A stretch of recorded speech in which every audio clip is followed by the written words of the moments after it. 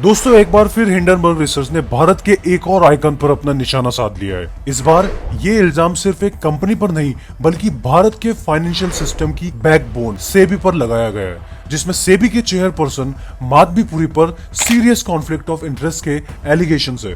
तो दोस्तों क्या ये सच में एक बड़ा स्कैम है या फिर हिंडनबर्ग का अपना agenda?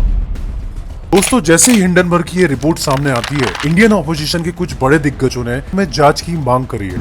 These are serious matters. I am not aware of the details, but I think obviously any such allegations must be answered satisfactorily or investigated. वहीं सेबी चीफ माधवी बुच एंड उनके हस्बैंड धवल बुच का यह कहना है कि हिंडनबर्ग के सारे एलिगेशंस बेबुनियाद है। अब ये जान लेते हैं कि हिंडनबर्ग रिसर्च अपने आप में कितना दूध का धुला हुआ है।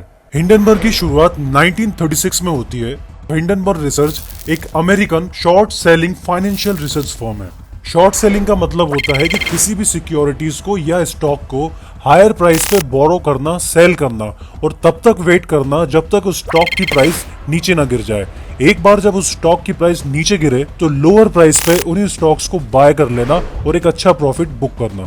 तो दोस्तों हिंडनबर्ग को अगर प्रॉफिट बुक करना है तो उसके लिए स्टॉक की प्राइस गिरना बहुत जरूरी है। सितंबर 2020 में इलेक्ट्रिक ट्रक कंपनी निकोला एक बड़ी कंट्रोवर्सी का शिकार हुई जब हिंडनबर्ग रिसर्च ने एक रिपोर्ट पब्लिश की। इस रिपोर्ट में हिंडनबर्ग ने क्लेम किया कि निकोला ने एक प्रमोशनल वीडियो में जो ट्रक दिखाया था वो एक्चुअली अपनी पावर से नहीं चल रहा था बल्कि एक स्लोप पर रोल हो रहा था। हिंडनबर्ग ने यह भी कहा कि निकोला ने अपनी बैटरी और हाइड्रोजन फ्यूल सेल टेक्नोलॉजी को ओवरस्टेट किया और उनके पार्टनरशिप के वैलिडिटी पर सवाल उठाए। हिंडनबर्ग की इस रिपोर्ट के बाद निकोला के स्टॉक प्राइस में जबरदस्त गिरावट आई जो लगभग 40% से भी ज्यादा गिर गया और कंपनी की वैल्यूएशन बिलियंस में गिर गई। इसके अलावा मार्च 2021 में लॉर्ड्सटाउन मोटर्स जो एक इलेक्ट्रिक व्हीकल स्टार्टअप है हिंडनबर्ग रिसर्च के निशाने पर आ गया। हिंडनबर्ग ने एक रिपोर्ट पब्लिश की जिसमें लॉर्ड्सटाउन पर इन्वेस्टर्स को गलत इंफॉर्मेशन देने का आरोप लगाया। हिंडनबर्ग ने कहा कि लॉर्ड्सटाउन के बहुत से प्री ऑर्डर्स नॉन बाइंडिंग थे और ये ऑर्डर्स उन कंपनी से आए थे जिनके पास व्हीकल्स खरीदने की कैपेसिटी या इंटेंशन नहीं था। इन एलिगेशंस के बाद लॉर्ड्सटाउन के स्टॉक प्राइस में लगभग 16% से भी ज्यादा की गिरावट आई। इसके बाद हिंडनबर्ग रिसर्च ने क्लोवर हेल्थ पे अटैक किया जिससे स्टॉक की प्राइस लगभग 40% तक गिर गई।